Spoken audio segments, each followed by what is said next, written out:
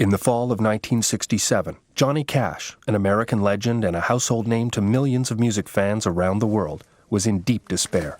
Ravaged spiritually and physically by the effects of more than a decade-long drug habit, and given to wild mood swings and irrational behavior, he had lost the will to live. With his personal life in disarray and blind to any other solution, he decided to put his life into the hands of God by crawling into the Nickajack Cave just north of Chattanooga. After 2 or 3 hours, the battery of his flashlight went out, and he lay down in total darkness. On a hill, far away, stood an old... Somewhere in the darkness, alone with his memories and a host of personal demons, came the light of a simple idea. His life was in God's hands, not his. No answer came, but an urging did. He started crawling in whatever direction suggested itself. At a certain point, he felt a breath of wind on his back and knew that from wherever it was blowing, that was the way out. He began to see the light and finally saw the opening of the cave. Truly a legend in his own time. This is Johnny Cash. Almost half a century into his career, Johnny Cash is a larger-than-life American icon. He has sold close to 60 million albums worldwide. And although to many people he remains the embodiment of country music, Cash has straddled musical formats like a colossus, as evidenced by the honors he shares with Elvis Presley, the only inductees into both the Rock and Roll and Country Music Halls of Fame.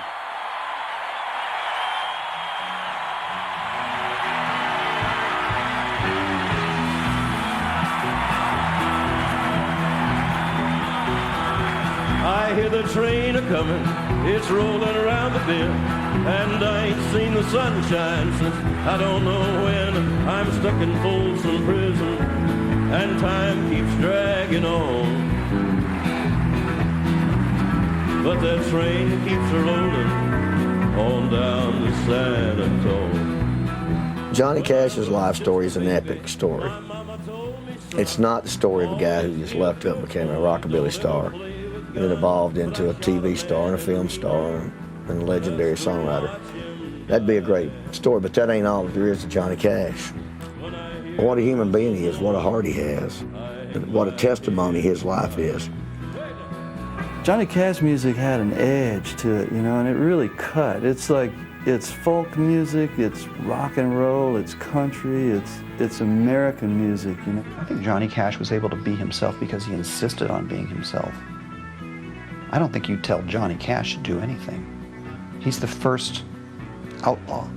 Before there's Willie and Waylon, before there's any of that stuff in the 70s, Johnny Cash is standing up for Johnny Cash. I think Johnny Cash is one of the most important musical figures we've ever had come down the American landscape. There's just really not a lot of new folk heroes being invented, you know, the likes of Paul Bunyan or Davy Crockett and those kind of characters, you know, that were a product of their century. But Johnny Cash truly is an amazing folk hero. He's Johnny Cash. It doesn't matter who's in the top 10. He's Johnny dang Cash. I always thought it was kind of ironic that he starts his shows by saying, "Hello, I'm Johnny Cash." He said he gave something to my life and to so many lives that didn't cost us anything but 3.5 minutes of our time. Well, if they freed me from this prison, if that railroad train was mine, then I'd move it on a little farther down the line, far from Folsom Prison. That's where I want to stay. Art is very mysterious. I often think that's true about people who spring forth, as Johnny did with a voice, the power to see in the surroundings something poignant and something deep. Johnny would have shipped that lamb. Look up there. I was born at Kingsland, Arkansas, on February 26, 1932. And, well, actually about 4 miles out. I wasn't born right in town there or anything. My grandfather lived by the book all his life, on rich bottom land with 12 kids and a wife. He never saw TV nor rode a jet plane, but he knew that heaven was holding his claim. In 1936, the Cash family, in which Johnny was the fourth of 7 children, had been one of 600 chosen for a swampland reclamation project near the Mississippi River at Dyess, Arkansas. His father, Ray, who had been with Brigadier General John J. Pershing fighting Pancho Villa in 1916, took work where he could find it, mainly on the railways and in the sawmills, often hopping the freight trains that passed in front of the family home to travel to where employment was available. But I guarantee on that getting up day. His mother, born Carrie Rivers, had inherited her father's talent and love for music. She played guitar and fiddle and sang. They sang in the cotton fields, as Johnny once suggested, to drive away exhaustion with songs of the spirit. Those songs of faith would forever influence Cash's life and much of his musical career. Wings in the morning to carry us home. I was 5 years old in the winter of 1937 when the Mississippi River broke the levee near Wilson, Arkansas, covered our cotton farm, as it did all the other cotton farms around. We heard by the radio that everybody would have to make arrangements some way to head for the hills. My dad said, we lived here for all these years. We wrought this cotton out of this ground by sweat and tears and blood. We're not giving it up. I mean, he had personally by hand, he and my older brother had cleared this snake-infested, wildcat-infested cotton land. It seems like every morning it would be a foot deeper. When it got 5 feet high, which was right at the level of the front porch, he said it's 5 feet high and it's still rising. He said, I guess we better manage to get you and the kids out of here. Said, I'm still going to stay with the police. How high is the water, Mama? 2 feet high and rising. How high is the water, Papa? She said it's 2 feet high and rising. We can make it to the road in a homemade boat. That's the only thing we got left that'll float. It's already over all the wheat and oats. 2 feet high and rising. How high is the water, Mama? 3 feet high and rising. How high is the water, Papa? She said it's 3 feet high and rising. If your father's a sharecrop farmer and the Mississippi River is on the rise and it's just about to flood all the cotton land and take out your father's sharecrop, for that year, I mean, you really get right up close into the struggles and the sorrow and the pain of the common man. How high is the water, Mama? 4 feet high and rising. How high is the water, Papa? She said it's 4 feet high and rising. Hey, come look through the window pane. Basic cotton farming folks are just people of the land, and the South was a basic way of life for a lot of us. And he was, a couple of generations removed from me, but I understand it. My family came from the same kind of background. The only thing that you really have, besides a little bit of money at the end of the week, perhaps, is music. How high is the water, Mama? 5 feet high and rising. How high is the water, Papa? She said it's 5 feet high and rising. Well, the rails are washed out north of town. We gotta head for higher ground. We can't come back till the water goes down. 5 feet high and rising. Well, it's 5 feet high and rising. From the first moment Johnny heard music coming from the radio, he wanted to be a radio star. He would listen to the radio every chance he could get, including the extra 15-minute break he was given from working in the cotton fields to listen to the Louvin Brothers High Noon Roundup show from Memphis. That's what I wanted to be. That's what I wanted to do. I knew that was my place. And my mother told me she knew it too. I can remember year after year when I was growing up, Mama say things like, well, son, someday you're going to be on that radio singing them songs. Hearing the Grand Ole Opry, or hearing Amos and Andy, or hearing any of the great radio shows was like listening into another world for rural people, one they had never seen. And there's nothing more vivid than the theater of the mind. And that's what radio calls on. It's more vivid than movies or television because you're inventing it. On Saturday nights, that was about the only time we listened to music, and that was naturally the Grand Ole Opry. And we used to go out and pour water on the old rod, down in the ground with the antenna wire on it, and trying to make it come in clear, There was a lot of, poverty and a lot of hardship that he came out of early in life, you know, whether it was losing a family member, his brother, or, you know, the flood, you know, and 5 Feet High and Rising. There was a lot of true life blues, I think, that followed him to the microphone. In the late spring of 1944, 12-year-old Johnny had grown very close to his big brother Jack. While trying to earn a few extra dollars for the family, Jack died in a horrific sawmill accident. Jack had become Johnny's role model, spiritual mentor, and constant companion. His death left Johnny with a profound feeling of loss and sadness that would haunt him forever. The thing that they all had, I know this family well enough to know that there was a lot of dignity. And no matter how poor you are, that dignity, you know, was there. When you're really poor, in a lot of ways, your spirit and your mind are really all you've got, you know? So you tend to use them more. You use your imagination a lot. And I think, you know, that's, I think if you appreciate that, which I think Cash appreciates how he was raised, no matter how hard it was, you still think you're lucky stars that you've got it in your back pocket all the time. I learned a lot about the beauty and the importance of a man who is of the land or from the land like I am, the importance of getting his hands back in the dirt every once in a while. I love to plant a seed in the springtime and watch things grow from it, you know, not just for the food that we're going to get from the vegetables, but just the miracle of life.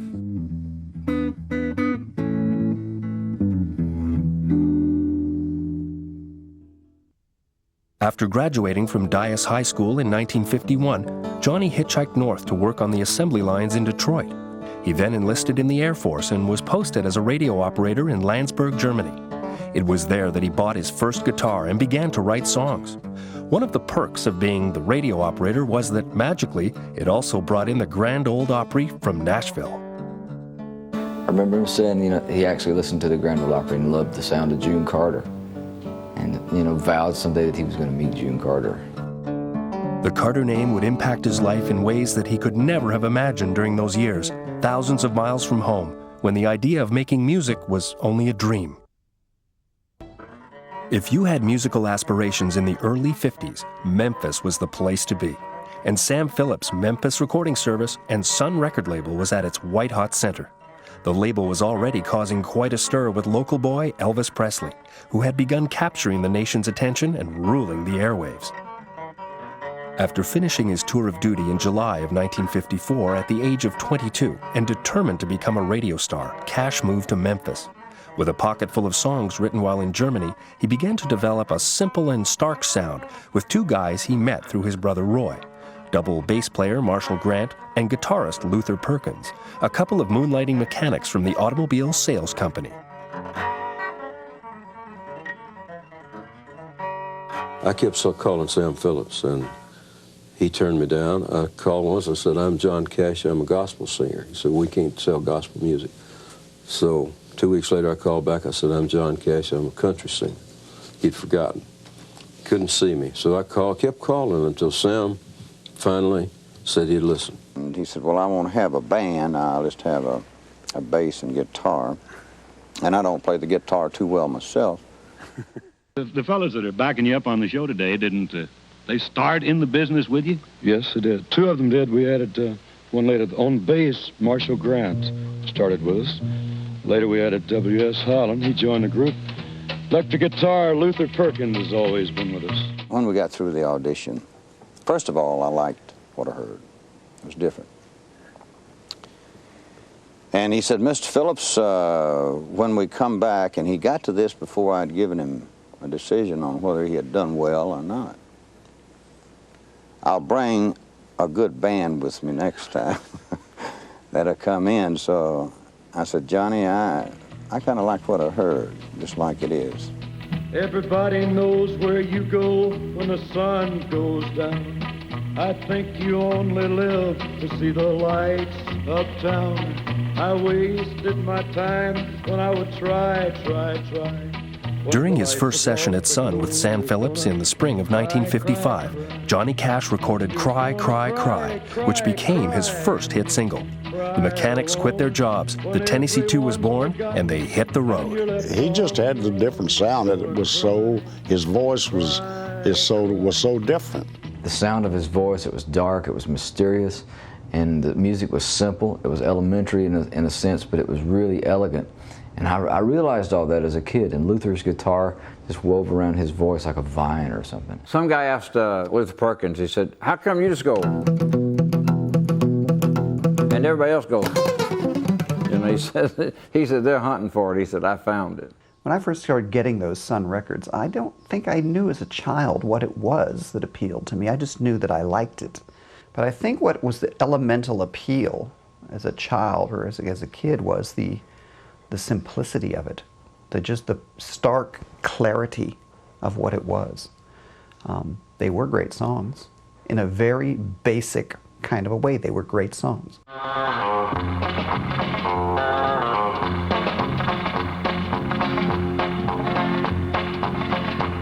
I tossed a weeping willow how to cry, and I showed the clouds how to cover up a clear blue sky, and the tears that I cried for that woman gonna flood you, big river, and I'm gonna sit right here until I die. You know, John had on this sort of rockabilly-looking cut suit, thin lapel, rebellious. He was kind of skinny, kind of had an edge on him, had a pompadour. He looked good. Back in those days, John was a very loose cannon. He was a wild man, and he looked like it. He looked like lightning walking around on the stage about to strike.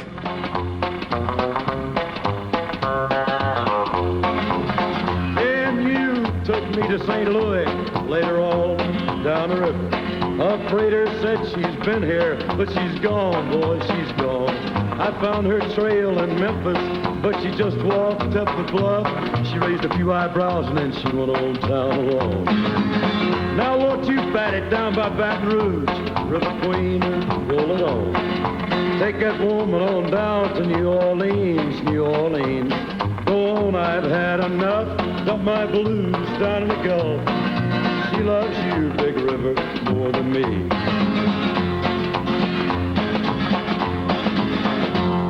He didn't like the music that was ground out, one record after another in Nashville. He said they all sound the same. There'll be a fiddle and steel guitar and piano. He told me that he found a bunch of guys like Elvis, Carl, and Jerry, and myself that wanted to do it their way. I got my first tour, a big tour with Johnny Cash. Ended up in Trail, Canada, about as far as you could go at the time. And I remember it was nothing but gravel roads then up through there, you know, just gravel roads. We was traveling 70 and 80 miles an hour on these gravel roads, rocks flying as high as this building, you know? Day in, day out. I traveled in a 1954 Plymouth car with the amplifier in the trunk and the big bass fiddle in the car. Carl Perkins was pulling a little trailer that kept coming loose every day. One day the trailer came loose and passed us on the highway. It was a great day. 36 days in a row. Had a brand new Buick when I left here, a brand new 57 Buick. And I swear, they was paying me $100 a day. I thought I was gonna get rich, you know. I got back home, I had $75 in a wore-out car. But a lot of exposure. With the number of superstars on the Sun label, the odds were that at some point they were likely to run into each other in the studio. That magic moment came one winter afternoon in 1955. Carl Perkins was doing the session, and Jerry Lee Lewis was playing piano on it. Carl had told Johnny Cash he was cutting the session and dropped by. Well, the session was just about over, and Elvis dropped by, and then Johnny Cash, and then there was, you know, we quit making records. And had, you know, just, they got to talking and singing and stuff out in the studio, and I had these 3 or 4 mics already out there, so I remember I was sitting in the control room looking out the window and turned on the mic. I turned to whoever was in the control room, I said, I think I'd be remiss if I didn't record this. I never forget it that Johnny and Carl and myself and Elvis, you know, every time Johnny and Carl would start to sing something, do something, and they'll just take over and start singing. It was kind of funny. He said, let's stop this section, just play some for the fun of it. He said, let's sing some gospel songs. It was magic in the block. It had to do with this little bitty building there, right next door to a restaurant. Anytime Sam was going to talk business with Johnny Cash or somebody, they'd go over to Taylor's. Jerry Lee'd show up. He would always have a country fried steak at Taylor's. So they had some good food and beer, and the jukebox with a lot of Sun records on it.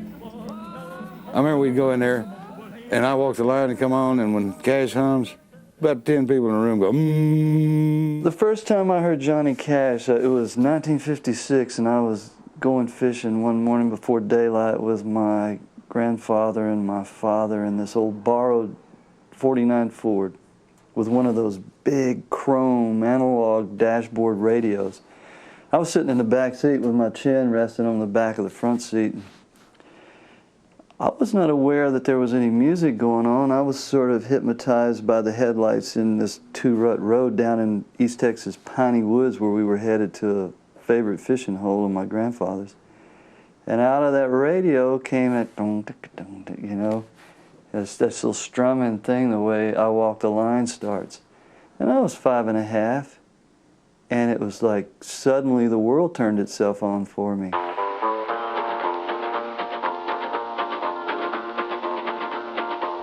I keep a close watch on this heart of mine. I keep my eyes wide open all the time. I keep the ends out for the tie that binds. Because you're mine, I walk the line.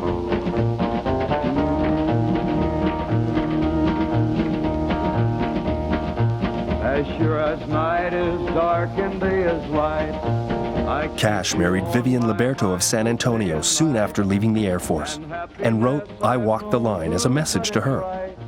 It became his first #1 song in June of 1956. I was with Carl Perkins one night in Gladewater, Texas, and I wrote the words to I Walk the Line backstage, and I used a tune that I'd had from the days of the Air Force, a tune that I had gotten off of my tape recorder from a guy playing the guitar, just making runs, chords on the guitar, and I played it backwards, and it had a humming sound to it.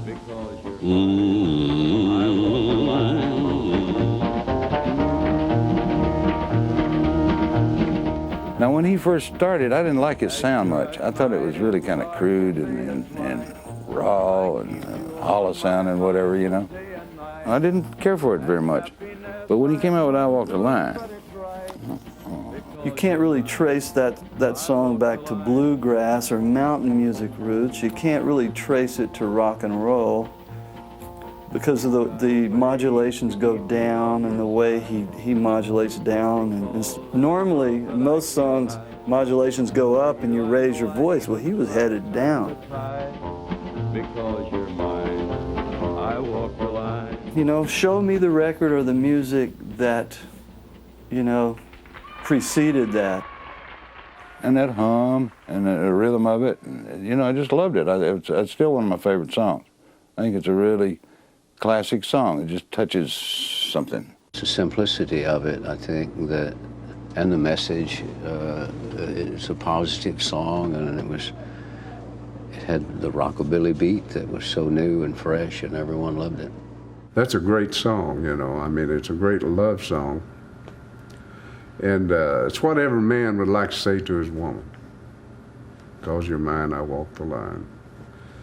It was time for something with a new feeling and a new spirit and a new mood to take over, and that's what happened in Memphis in 1955.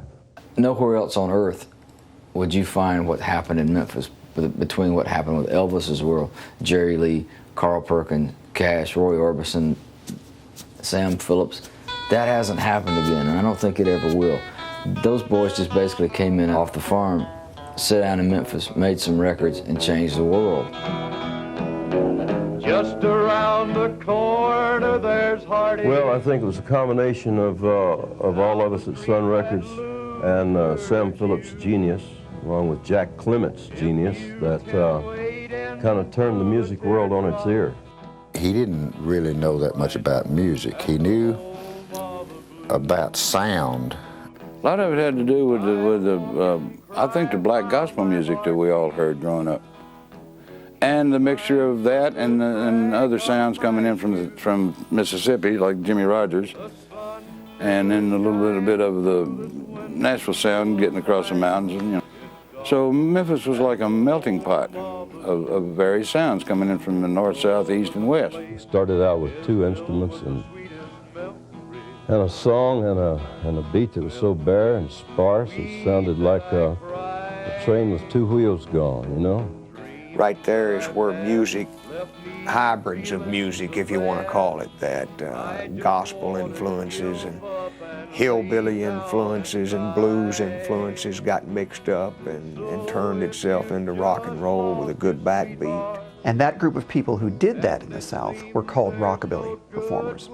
And Johnny fits into that firmly as an experimenter with a really punchy backbeat married to a country idiom, and that's kind of what his early music is like. It's very simple, it's very stark, but it's very propulsive and very rhythm-oriented, and yet with a very country heart. It was a magic time for all of those young guys. Well, I had a lot of influences. I had a lot of influences when I was a little boy. There was Jimmy Rogers and the Carter family, and whoever was popular, you know, that's who I liked. It has been said that the Carter family is the spirit behind every country song written or recorded since 1927. June Carter, a second-generation member of the Carter clan, had caught Johnny's eyes and ears years earlier. He loved the Carter family, and I think he was very impressed with that. That was one of the first things that drew him to a June. You know. No, this is our little family, and we sing the songs mostly of the old Carter family, and well, we've been around these parts for a long time, and we're proud to be part of the Johnny Cash Show. This is Mama Maybelle Carter. I'm June. This is my sister Anita back here, and my sister Helen over here. So that's all.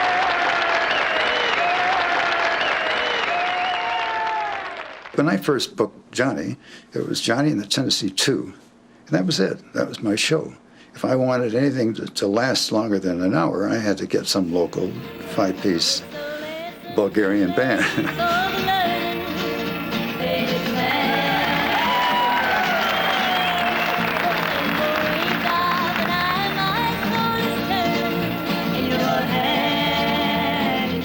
I booked June on a date in 1960 in Dallas at the Big D Jamboree. She had never worked with Johnny. He had he was strongly attracted to her and her reputation and her family's reputation, but barely knew her. Like the star-crossed lovers, there was always a certain inevitability about the relationship between Johnny and June Carter. In 1956, Johnny ran into her backstage at the Grand Ole Opry and told her straight out that he was going to marry her someday. June is a second-generation Carter family singer. You know, her mother, Maybelle Carter, and her Aunt Sarah and Uncle A.P. started their recording career in August 1927. Ralph Peer, who was a talent scout for the Victor Talking Machine Company, put an ad in the Bristol, Tennessee paper that if you want to make a talking or singing record, come to the Bristol Hotel on August 2nd. So over the hills from Southwest Virginia came A.P., Sarah, and Maybelle Carter. June Carter had already been on the road for 20 years by the time she joined Johnny's show in 1962. Understanding the grind of constant travel and touring, she was the perfect road companion. And then that evolved to, well, why not have the Carter family sometime? And then that evolved to, well, let's have the Carter family all the time. And then when Carl Perkins started coming back again, we added Carl. And then Johnny Western was the MC. Then the Statler brothers were added. And we wound up with a repertory company. And then with the skill of Johnny and June sitting down in the creative process where they had a lot of innovative ideas of how to use all these people, the kind of songs that they would do together, and they came together tremendously well.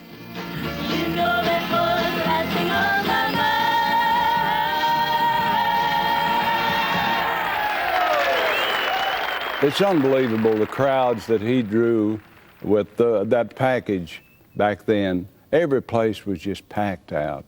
The Johnny Cash Touring Show was on the road for a better part of the year and featured many artists who later became big names in music.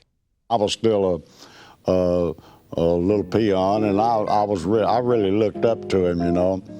But he would sit around, and I couldn't get over it. He would sit around and talk to you in the dressing rooms, you know, just like he's nobody else but just a friend of yours sitting there. Johnny knew all too well the tight budgets and financial hardship that went with life on the road. And if times were tough for him, the supporting artists and musicians were feeling the pinch as well. Saul Holliff called and offered me $100 a day. Take your own car, pay your own hotel bill, buy your own gas. There was 3 of us. So I said, no, we can't do it for that. And he said, well, that's all we can pay. And I said, well, I'd do it for 115. He said, no, that's too much. So, you know, well, blew that. And I remember I laid down on the floor and just beat my fist. What's the matter with me? Pretty soon the phone rang again. He said, well, it's going to hurt us, but we'll pay it. And shameful what was paid, but I had really nothing. I wasn't driving any hard bargain. It wasn't my money. They got paid very poorly, but that's what those actors were getting paid then. And then when Johnny Cash seen us all sleeping in one room, he started buying our hotel rooms. And it actually turned out pretty good. He gave us a little raise. And he's a good-hearted man. He was poor once, and he knew what it was like to be poor. Besides a budding romance evident to all on The Cash Show, June Carter would also be responsible for co-writing the song that began another run of hits for 31-year-old Johnny Cash. June had found a letter or something from an old friend that was going through a divorce, and in that letter said, "Love is like a burning ring of fire. I'll never get married again, da-de-da-da-da-da." And that's where we had the idea for it.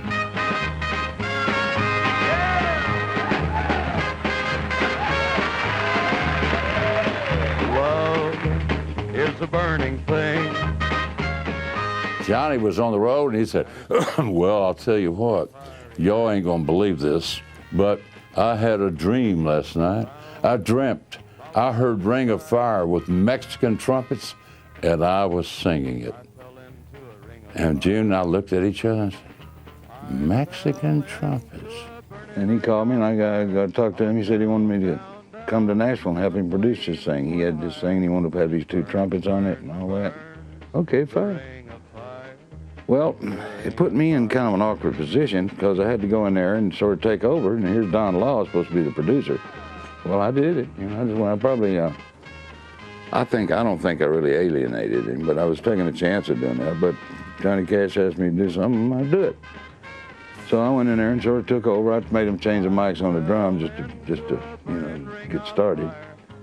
And then he had these 2 horn players there, and he didn't know what he wanted to do. He had a dream. He heard these horns playing on that song, his dream. So he's got 2 trumpets, and they don't know what to do. And I said, well, sing, go da da da da da da da da. He'd write that down. Da da da da da da da da. You know, and then we did it.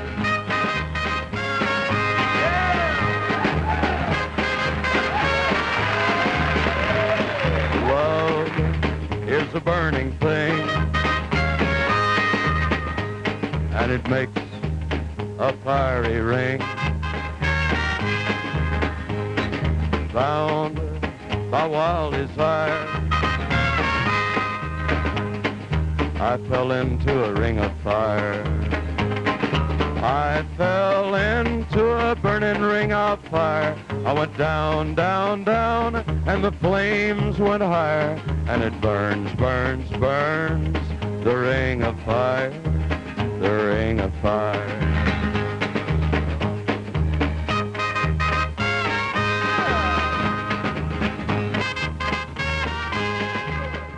By the beginning of the 60s, Johnny Cash was an unquestioned superstar.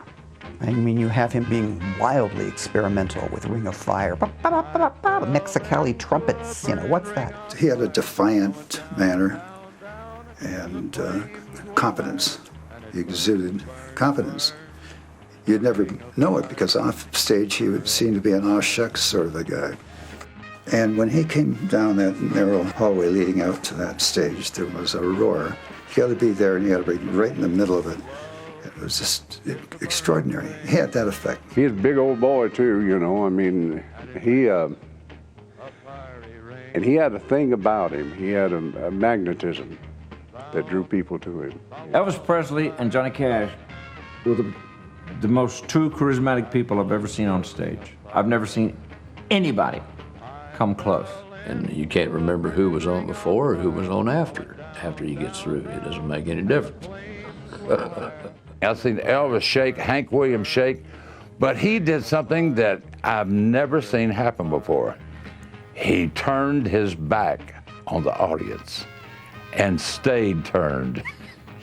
You know, in vaudeville, the old rules were never turn your back on the audience because you might get hit in the head with a grapefruit or a tomato. You got to be watching all the time so you could duck. And here was Johnny Cash dressed in black, and he turned around with his guitar over his back to the audience. And that was just as shocking as shaking your legs on the stage. The electricity of his performance. Sometimes a little crazy. I heard he kicked all the lights out of the footlights out at the Grand Ole Opry. At first I thought he was just nuts. Genius comes in strange packages. And then somebody told me what he was doing. Avoiding jail time after being arrested for smuggling in El Paso, Cash's life was being fueled by amphetamines and barbiturates.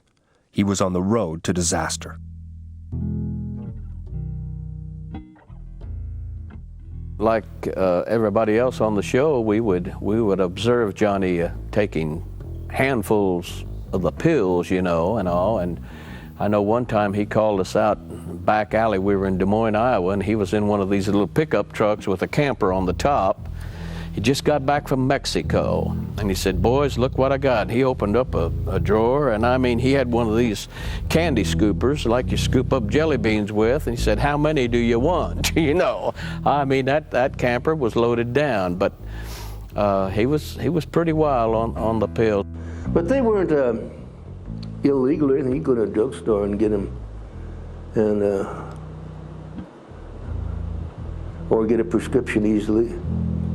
And I got the first one I ever had. I didn't even know what they were. I just told the druggist in Spalding, Nebraska, that I needed something to keep me awake, and he gave me a bottle of little green pills. I knew I was awake, but I didn't know I felt good. I never went back for any more. A lot of people that don't understand the road, that don't understand living out here, and the boredom that goes along with it, and the high that you have to attain in the evening in order to be Johnny Cash, sometimes doesn't wear off before daylight.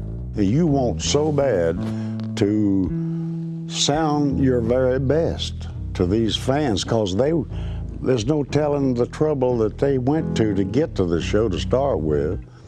And you want to sound your best, and you can't, and you know you can't, but you still got to go out there and try it. Yeah, I think some of these promoters will get a map of North America and just throw darts, and wherever the dart hits, that's where you're going to go next. 1,000 miles in between concerts. So you brace yourself with something to make you feel better. But you got to watch it. You'll get hooked on it. You'll get hooked on it, and when it happens, it's downhill for you. It really is. Although he'd played small venues in New York many times, the 30-year-old Cash was booked into Carnegie Hall. But thanks to his continuing drug abuse, what might have proven to be a hallmark moment in his career turned into a humiliating experience. The night of the show, Cash arrived at the venue exhausted and with a bout of laryngitis. That was Carnegie Hall, okay? A lot of publicity, set him aside, made him a distinct entity in Nashville, like the attempt to make him the one of a kind. But he couldn't sing, and it was nerves. Johnny had stayed up, nervous, stayed up for a couple of nights and lost his voice. And it was, "Because you're mine, I walk the line." That's how his voice was then. And the place was packed. And he apologized to the audience for his voice, you know. But he said, "But I'm still going to do the show for you. I might whisper, but if I have to, I'll talk the lyrics for you." And they, "Yeah, Johnny, we love you," you know. Bought a Jimmy Rogers lantern out there and put on Jimmy Rogers' hat and sat on a stool with just his guitar and whispered, "I walk the line." And you could hear a pin drop. still chokes me up. And I heard things. I knew things was going on. I knew he was having a crazy period. I knew he was, and only somebody that's beginning to have the same problems could understand. People get up in church and testify and say, "Preacher, I'm going to heaven straight as I can go. I'm walking the straight and narrow." But I found out that I can't go that way. You got to go a half a mile a day and touch people as you go, and it's a struggle. On a hill, far away. By the mid-60s, Johnny Cash was fully living up to his crazy man image. Thanks to addiction and absence, his 12-year marriage came to an end. June Carter had finally reached the end of her patience and threatened for the first time to leave him. For Johnny, it was the beginning of deep soul-searching and desperate measures to pull out of the free fall in which he found himself.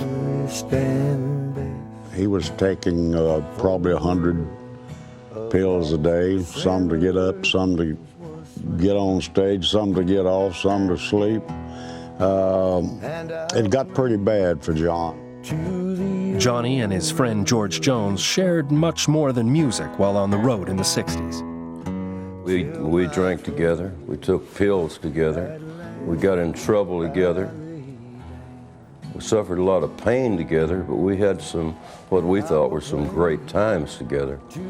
Of course, as it turned out, as it always happens, we both paid severely for our mistakes of abusing ourselves and our loved ones around us. It's not easy to be Johnny Cash, you know, and to have everyone looking at you, and have everybody scrutinizing you, and checking on you, and trying to do you favors you don't want, you know, and loving you too much. I think we loved Elvis to death, you know. We nearly did the same thing with Johnny Cash. He just hit a bottom. He was through with it, and he crawled off into the womb of Mother Earth as far as he could go. I mean, right down to where he had his nose pressed to the earth. He crawled into a cave. I'm not too sure how long he intended to stay there, and I'm not too sure that he wanted to end it all.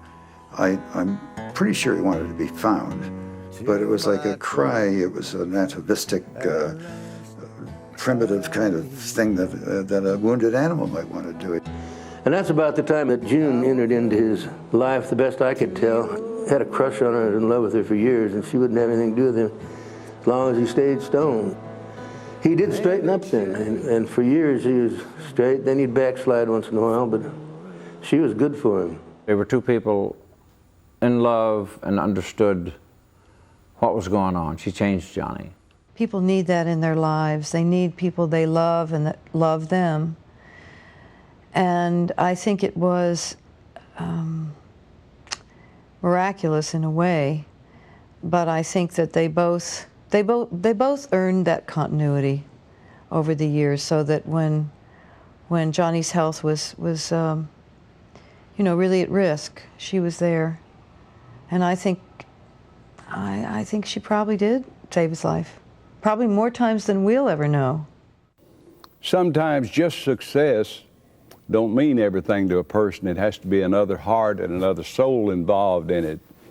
And I think June gave that element to his career that probably saved his life.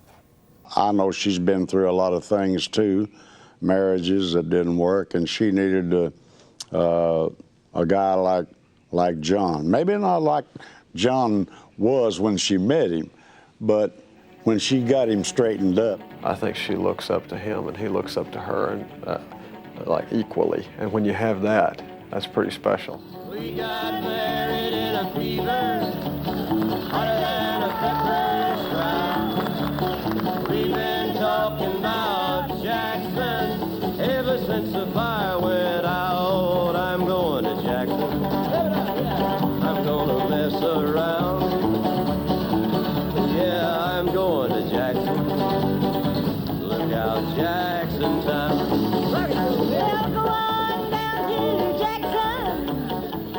He wanted to keep it quiet. He didn't want the media press. And he had a few friends and we snuck up to Franklin, Kentucky, about 25 miles north of Nashville. And we're at the Methodist Church. June and I have been married since March 1st, 1968. We got married in a fever. Man, what a great song to sort of illustrate the classic romance of those two getting together.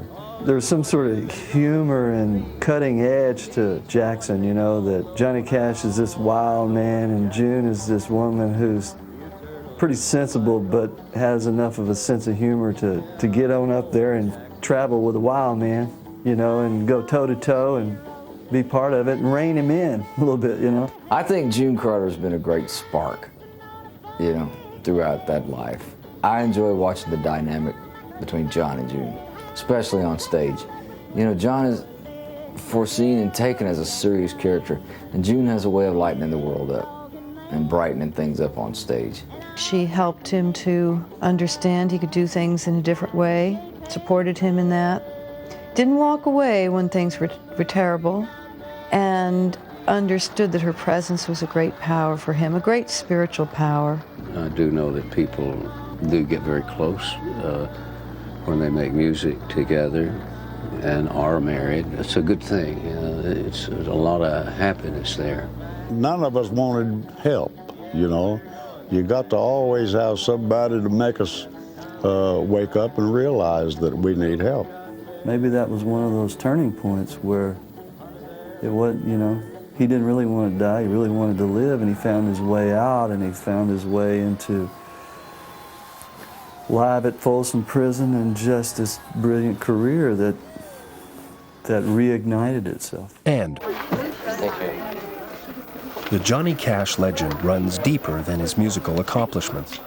The style he adopted early in his career is steeped in and inspired by a rich ancestral history. His father taught him to be true to his roots and the importance in understanding and appreciating his Scottish and Native American heritage. Well, it is very nice. I even got a tune to it. Let's hear it. Let's hear Thunder, it. lightning, rain or sleet, Johnny Cash just can't be beat. This ain't no lying and ain't no bluff. When Johnny sings, he does his stuff.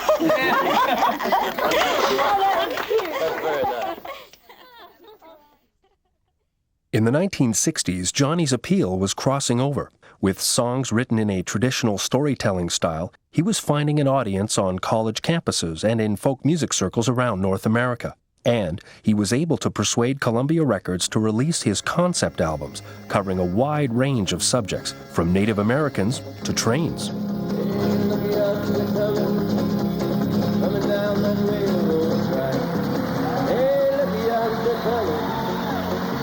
down that railroad track, it's that orange blossom special, bringing my baby back.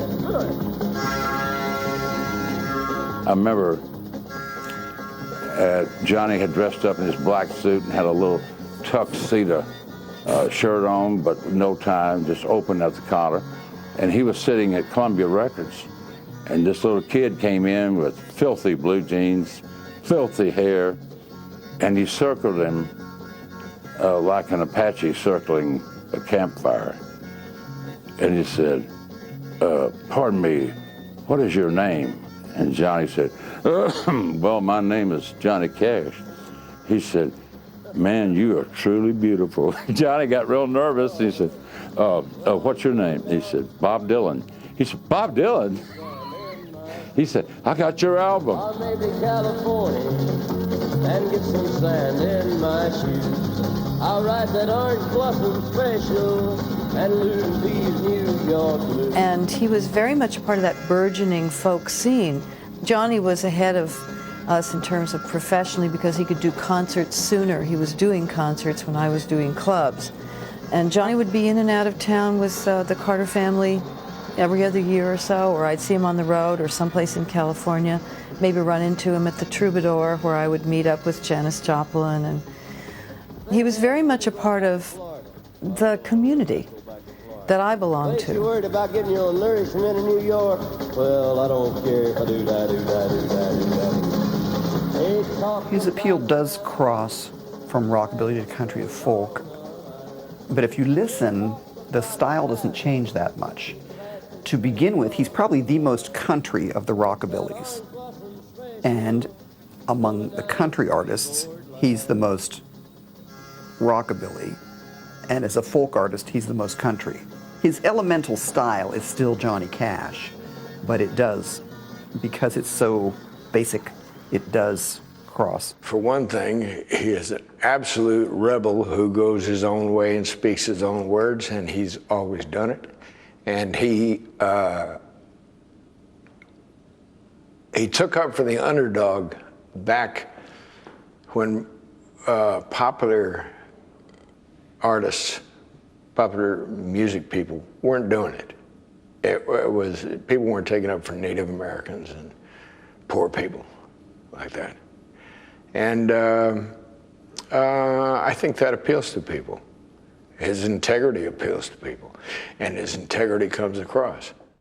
The plight of Native Americans compelled Cash to record The Ballad of Ira Hayes, the true story of a Native American war hero who took part in the celebrated raising of the American flag on the island of Iwo Jima, but died a forgotten man, a penniless drunk. I got very little Indian blood in me myself, except in my heart. I got 100% for you tonight. It's good to be with you.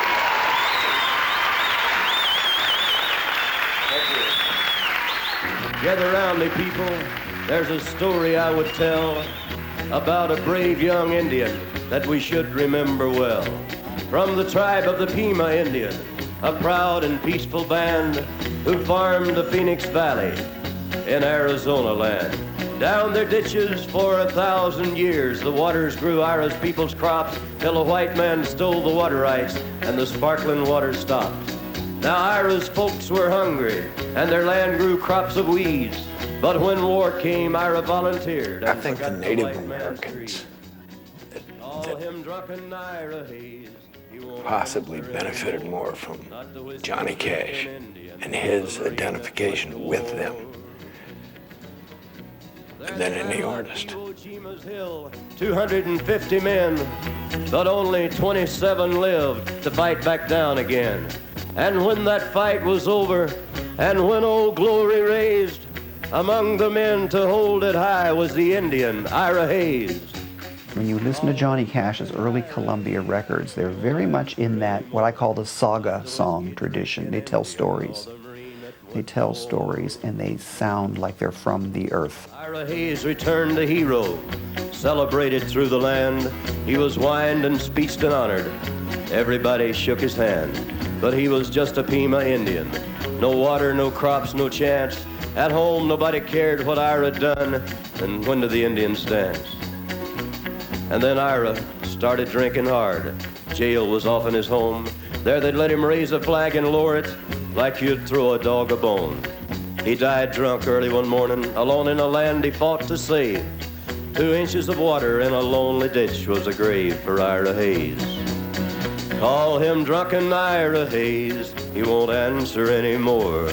Not the whiskey-drinking Indian, nor the Marine that went to war. Yeah, call him drunken Ira Hayes, but his land is just as dry, and his ghost is lying thirsty in the ditch where Ira died.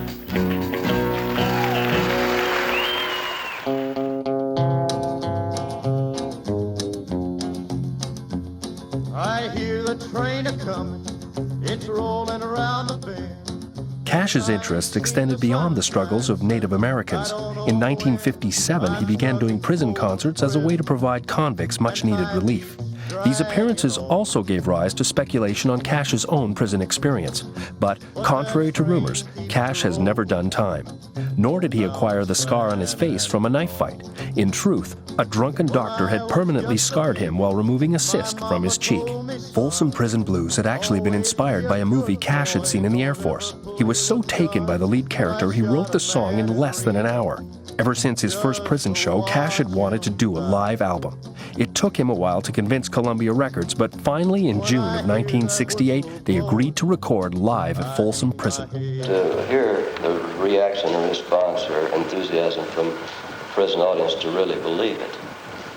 Maybe it was captured on the album, maybe it wasn't, but the first time I played a prison, I said, this is the only place to record an album live, because I never heard a reaction to the songs like the Prisoners gave. Had a hell of a time convincing the A&R man, Bob Johnson, I think it was, from Columbia, to come, because if it wasn't their idea, it wasn't a good idea. You know, this concert that they're sitting at, this is the big moment of their life this year, or maybe this whole 5 years. This is the big 2 hours of their life, and they're going to let off steam.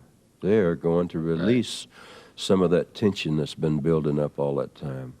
And that is one reason why I've done a lot of prison concerts. I've had wardens ask me to please come, and we got problems in this prison. If you could give the men 2 hours of release in a concert, it would help. And I've seen it help. I've seen it work.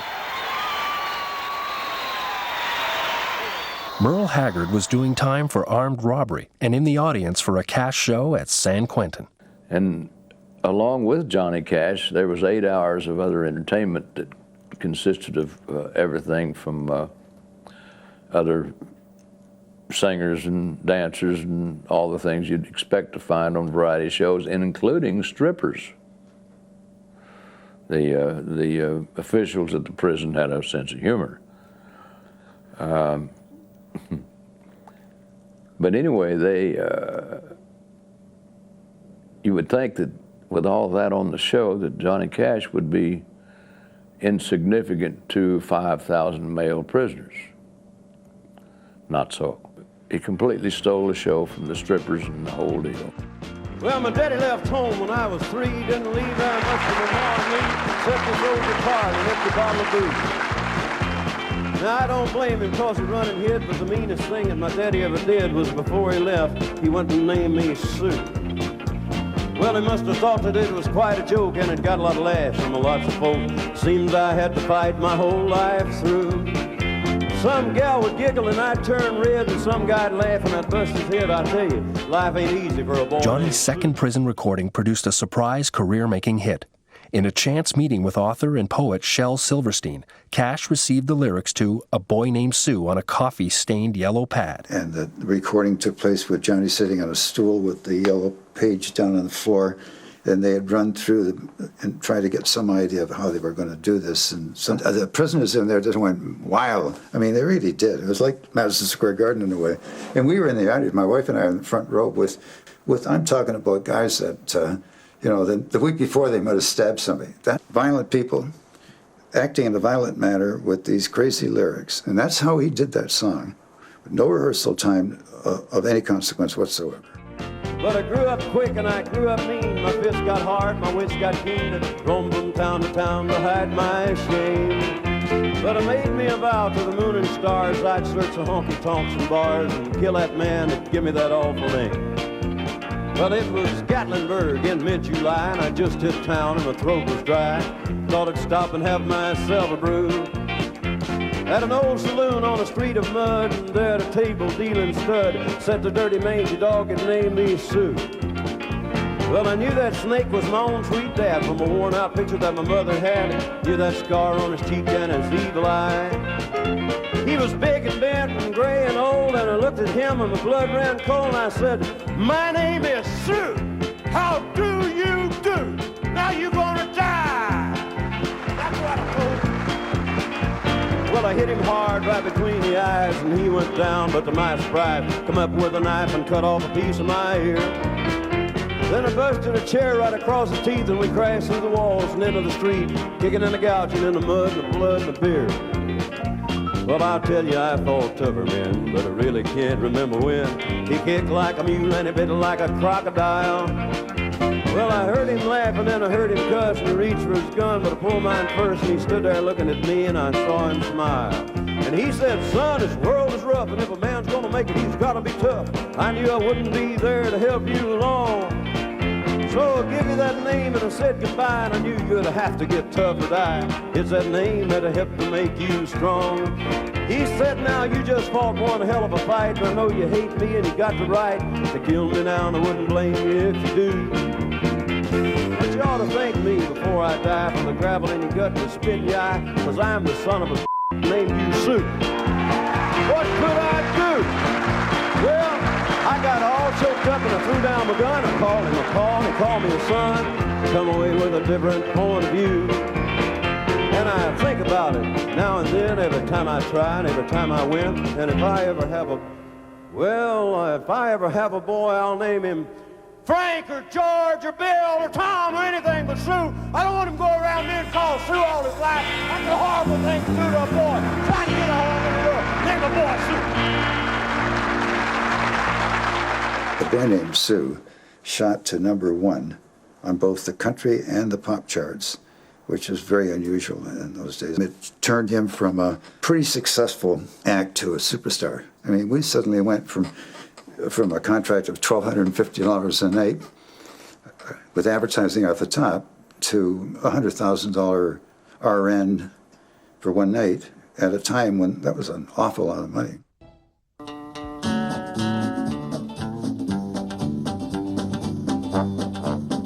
In 1969, ABC pursued Johnny for a network TV show and then agreed, at his insistence, that it be taped in Nashville.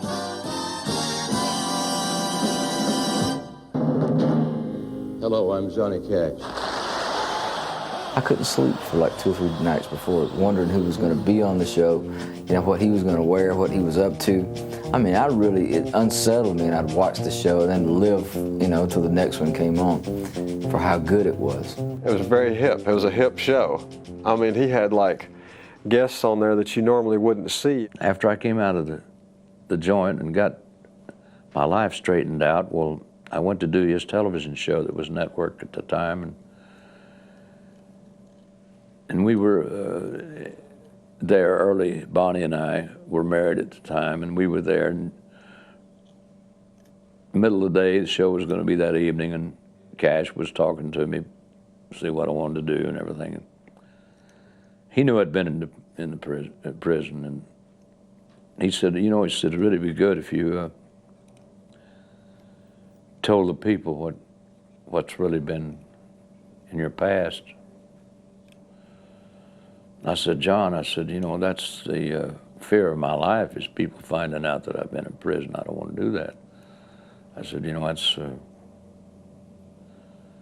having to walk up and ask for a job and say, I've been in the joint. I'm an ex-convict. They automatically think you're a thief or a nut. I said, I'd rather not do that. And he said, well, if you do, he said, the tabloids will never be able to throw it in your face. And he said, I really believe the people would be on your side if you were honest with them about it. And it was I mean, you talk about fright. I had so much confidence in him at the time. I'd become a fan of his music, but more a fan of him. I liked the way he carried himself on stage and was able to pull that show off over there in that prison without any voice.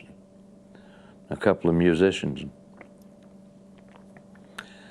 And his insight was so keen, and I thought, well, maybe he's right.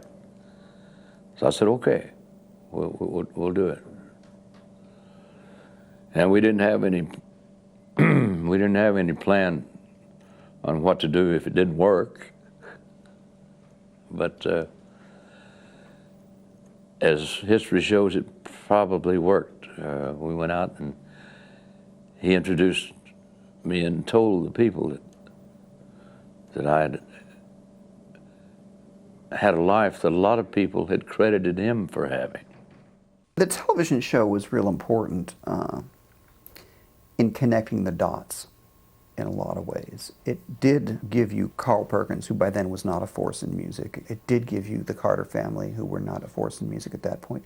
And it brought you these young folk-based performers who were just beginning to have an impact. It's not like they were, you know, superstars or anything. So it was, you could tune in that show and see anything from Merle Haggard to Bob Dylan. And it was like a real neat thing. It was a very cool show. Ladies and gentlemen, Miss Judy Collins. Now, this was one of the shows that we watched. I say we, the whole country watched him, but I think particularly people who were making folk music and making music that had the people's voice in it. Everything turns turn, turn. There is a season, turn. Besides introducing new artists he met during the course of touring, Johnny's own sensibility led him to encourage his guests to stretch out and perform material other than their tried and true hits. Johnny gave me a lot of time. I sang Sons Of, I sang another Brel song, I sang with him, I sang The Desperate Ones. That was a very good chunk of time. Nobody ever would give you that amount of time on television today. He wanted to make his guests feel at home. If that's what they wanted to do, that's what they would do. And I think he was smart enough to know that you didn't have to do everything like a cookie cutter approach. You could do it and make it seem natural. This is what this artist is doing, and this is what they feel like doing. And a time to sorrow, a time of love, a time of hate, a time of peace. I swear it's not too late. I do remember being at the Ryman and being with the family and being in a very comfortable, homey situation. You know, you didn't feel like an outsider, and you didn't feel like they were stars, you know, above and beyond your ability to talk to. They're very down-home people, they're very real people, and it all comes across. Well, I just want you to know that if you want to ask me any questions, I've been interrogated before, so go right ahead. I say that, except for prisoners, the finest audience I ever played to was college.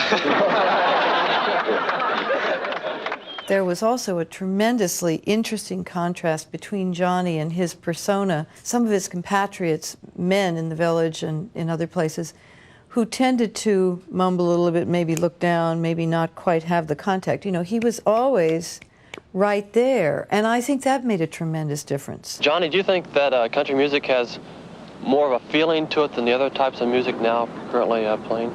I think so. I think people are looking for realism and truth in music in a lot of instances. There is a secret of Johnny's longevity in the fact that he has 47 albums out and in print, and I think that it's the realness about him. It's his commitment to social causes. It's his commitment to writing about people in a real way and telling it like it is. I went out to visit the campus to look around the other day. I talked with several of you, and we asked each other a lot of questions. I asked you questions, you asked me questions, and an idea for a song started brewing then. And since I saw you last Saturday, I wrote this song. And I just finished writing this song, the fourth or fifth rewrite this morning, so that's why I've got to have the cards to remind myself of what the words are, the last version I wrote. This song is a very personal thing, I suppose you might say, but it's the way I feel about a lot of things. This song is called The Man in Black.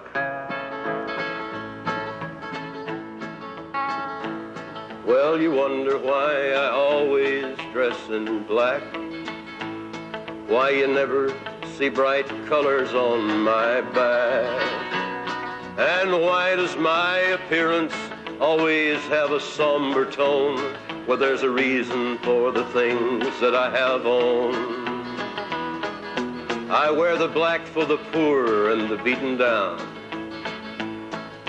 living in the hopeless, hungry side of town. And I wear it for the prisoner who has long paid for his crime, but still is there because he's a victim of the times. I wear the black for those who've never read or listened to the words that Jesus said about the road to happiness through love and charity.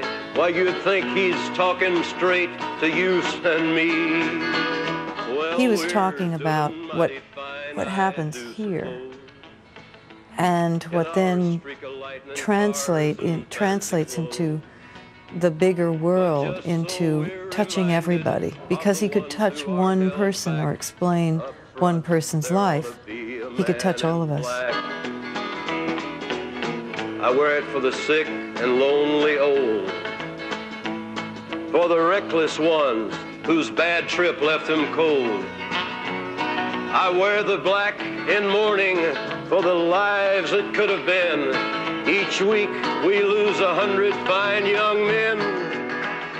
He stood for things, not just musically, but socially. even when that wasn't popular. You know, listen to the lyrics. I still get emotional when I hear him or see him sing Man in Black. You know, I was of the Vietnam War generation, and his speaking for me meant a lot. In the spring of 1969, Johnny and June visited Vietnam to entertain the troops. Though he had no strong convictions on the rights or wrongs of the conflict, he explained that it was hard to understand the politics when the heart of the country was heavy with grief. Having witnessed the carnage on both sides firsthand, Johnny felt a kinship with the activists who were protesting the war. But maybe I can carry off a little darkness on my back till things are brighter. I'm the man in black.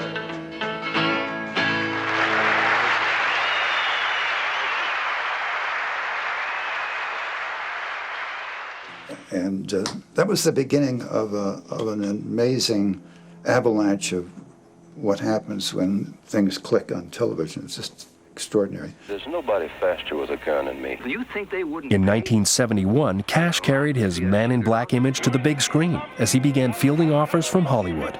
Mr. Cross, are you really going against Will Tenry? I was involved with a project called a Gunfight with Kirk Douglas and Karen Black and Jane Alexandra. We did shots in Spain and in New Mexico, and he was very good in it. John always looks like one of those old guys like Gary Cooper or Gregory Peck, you know. He just carries his authority with him.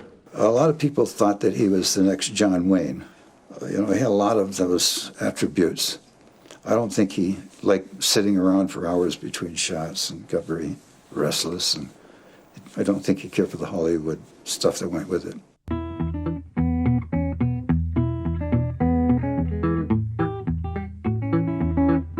Through the 70s, Johnny Cash's presence on the record charts had greatly diminished. But this was a time for expanding horizons and spending time with his young son, John Carter. But out of sight was never out of mind when it came to Johnny Cash. Chris Christopherson, a young songwriter attempting to make it in Nashville, was one who idolized Cash and would stop at nothing, it seemed, to get his songs in front of his hero. I had a good position where I was working. I was a janitor at one of the two big studios in town, at Columbia Recording Studios. And but at the same time, I couldn't take advantage of that position in such a way that it would get me fired by pitching things, you know, obnoxiously. I keep that flat top guitar way up on the intro because that's powerful. They told him, said that when Cash has a session, you know, he wanted to get songs to me. So when Cash has a session, if you come around bugging me, we're gonna fire you. So he wouldn't bother me. He'd speak to me, and then he'd walk over to June and slip her a tape and say, "Will you give this to John?" And they piled up, you know. And Luther would always tell me, "Oh, John loves your song," and he's singing it on the way to the airplane and all that. But he never recorded any of them, and that went on for about 4 years. And one day, June come yelling. I was taking a nap. She said, "Somebody's landing in our yard in a helicopter." And I said, "A helicopter? Oh my God, they've come from the lake and from the road and everywhere else. Is there no place we can hide?" And I ran outside, and here's a helicopter landing right in my yard. And it stops, and Chris Christopherson jumps out of the helicopter. And he said, "I'm going to get this song to you. I don't care how I have to do it. Here's a song for you." You have to know what it meant to me to have Johnny Cash recording my song. Well, I woke up Sunday morning with no way to hold my head that didn't hurt. And the beer I had for breakfast wasn't bad, so I had one more for dessert. Then I fumbled in my closet, threw my clothes and found my cleanest dirty shirt.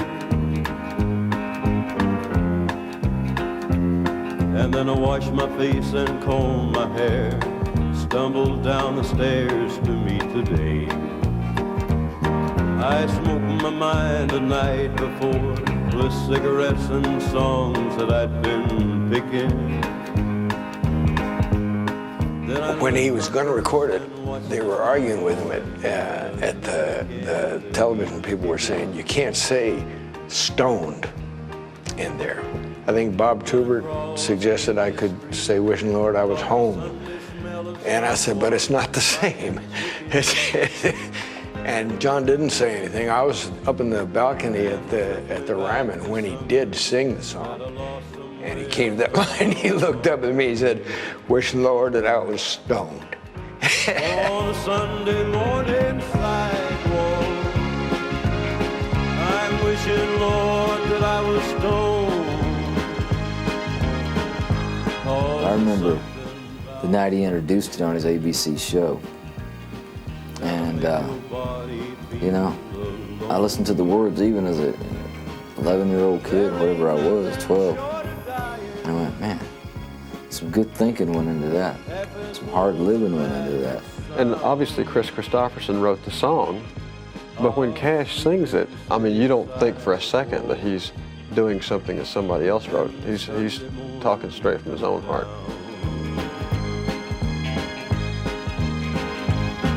In the park I saw a daddy with a laughing little girl that he was swinging.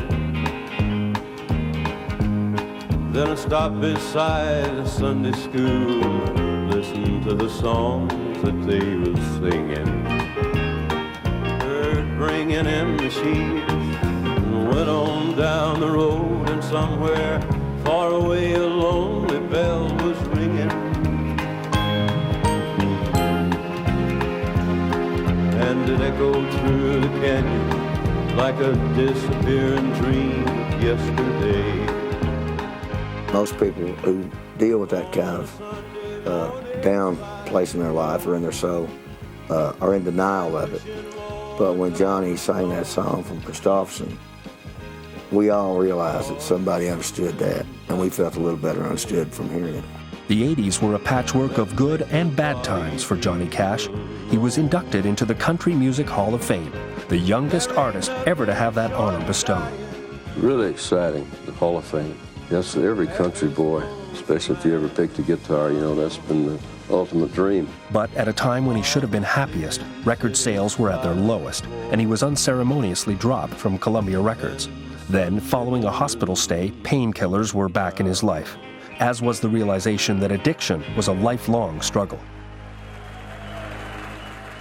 But even if he was not the presence on the charts he once was, the 53-year-old Cash was still drawing crowds. Then, with Chris Christopherson, Willie Nelson, and Waylon Jennings, the idea to form a band together dawned on these once fiercely individual artists. The Highwaymen really came about as kind of an accident. Everybody says it was their idea, and I know it was mine.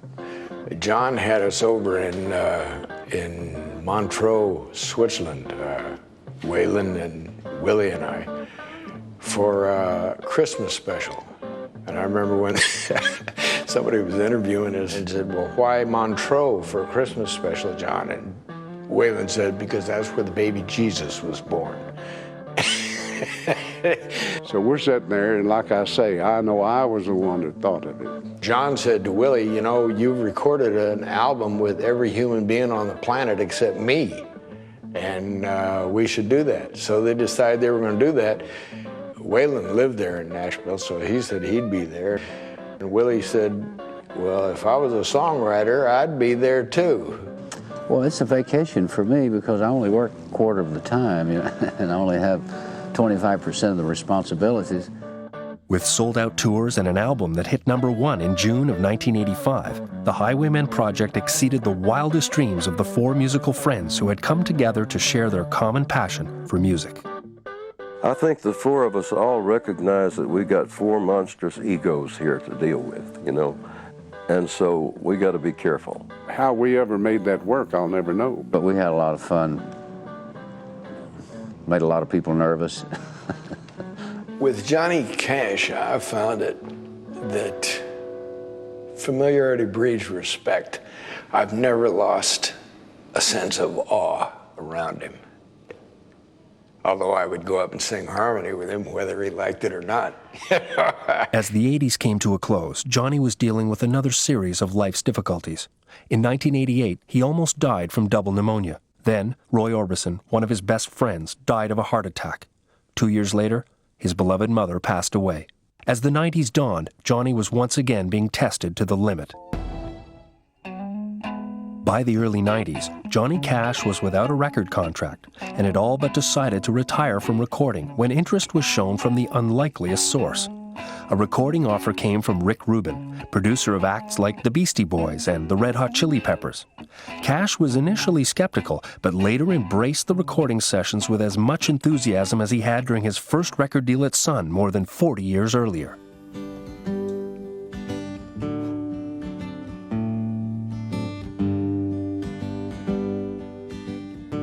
And Cash simply took a step to the side and found this alternative rock label that says, you know what, you're really cool. Make a record. And that's what he did. For his first American recordings in 1994, Cash realized his dream of recording without backing instrumentation, like when he was singing on the porch of his home with his family back in Dyess. Like a bird on a wire, like a drunk in a midnight choir, I have tried in my way to be free. That day we were recording, and he asked me, he said, what do you think, Aggers? Like a fish. Does that sound like Johnny Cash? I said, it doesn't sound like the young Johnny Cash. Like a night in but you damn sure tell who it is, and it sounds good to me. I think his recordings with Rick Rubin are really some of his best stuff simply because they don't doctor it up with much. I mean, I think you really want to hear what he is, and you don't want a whole lot of other mess with it. How much more honest can you be just taking the guitar and singing a song? That's what country music is all about, really. I have been unkind. That's inspirational because it's like you look at the global impact he's had as an artist, and then to see him come full circle. Cash brings it right back down to the earth, basics, you know. Whether it's singing about murder or God or, you know, a love gone wrong, whatever. He's just really singing his heart and his mind out right now. The lyrical content of the songs, if you want to stick them to me and say these are Johnny Cash, then I'm part good and part bad, but I'm redeemed. Like a baby stillborn, like a beast with his horn, I have torn everyone who reached out to me. But I swear by this song and by all that I have done wrong, I'll make it all up to thee.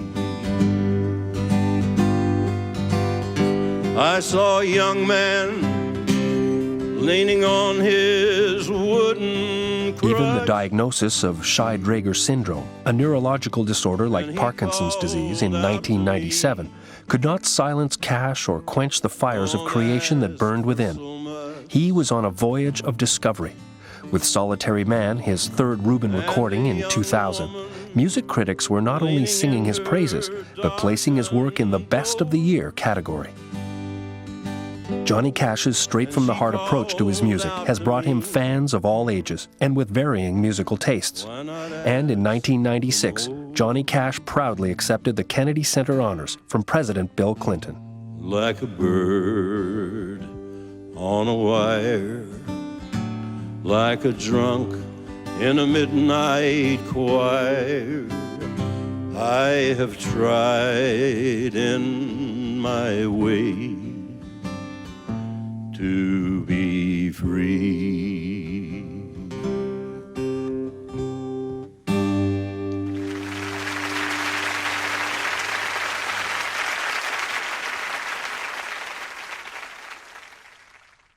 Cash is he's Memphis, man, you know. Once a Memphian, always a Memphian. I'm always amazed at what a kid he is. I mean, underneath it all, Johnny Cash to me is a kid.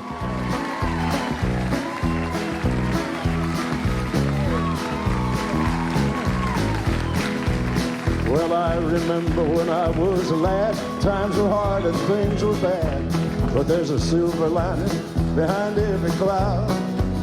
Just poor people, that's all we were, trying to make a living out of black lantern. We get together in a family circle, sing out loud. Daddy sang bass. Mama sang tenor. Little brother was on right. Don't sing, help a troubled soul. One of these days it won't be long, I'll rejoin them in a song. I want to join the family circle at the throne. Oh no, the circle won't be broken. By and by, Lord, by and by. Daddy sing bass. Mama sang tenor. Little brother was joined right in the sky, Lord, in the sky. He's one of the greatest individual talents that I think came out of country music. Hank Williams, that would be a close. Johnny Cash, boy, when the minute the record comes on, you know who it is and you know what he's singing. We'll be together again up yonder in a little while.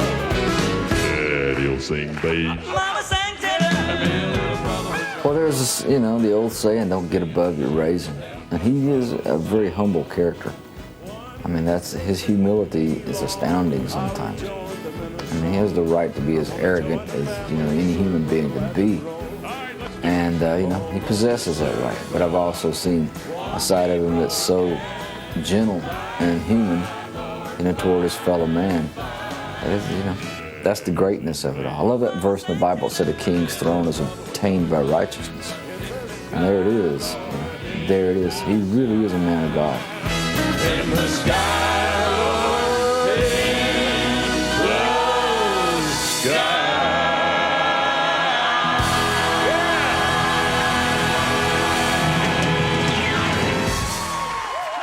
His rebirth, his resurgence, his energy are very much a part of that dark cave experience, and his good fortune to come out into the light again. As long as people love country music, people will love Johnny Cash because he personifies what that art form can be at its finest.